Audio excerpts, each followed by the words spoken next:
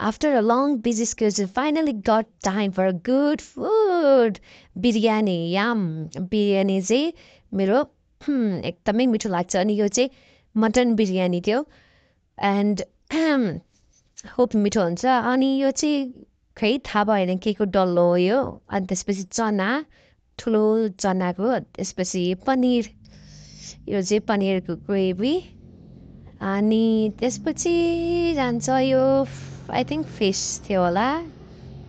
ए होइन नेक्स्ट यो चाहिँ फिस हो त्यसपछि यो समथिङ मैले बिर्सिसकेँ हो के हो त्यसपछि यो रोस्ट चिकन रोस्ट अनि त्यसपछि पापड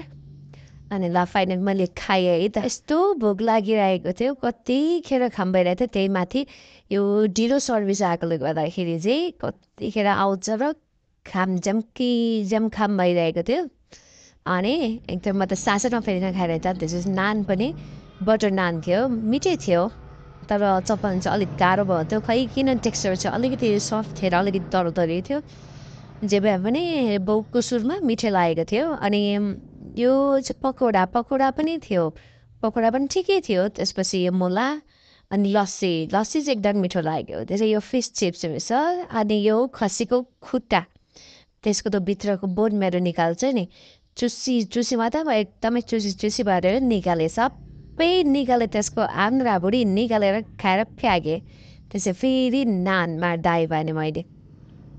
फेरि अनि नान नै खाएको एकदम मिठो थियो सबै कुरा जे होस् यो माछा पनि थियो मिठो थियो माछा पनि अनि ओभरअल भनौँ भन्दा चाहिँ मिठो थियो सबै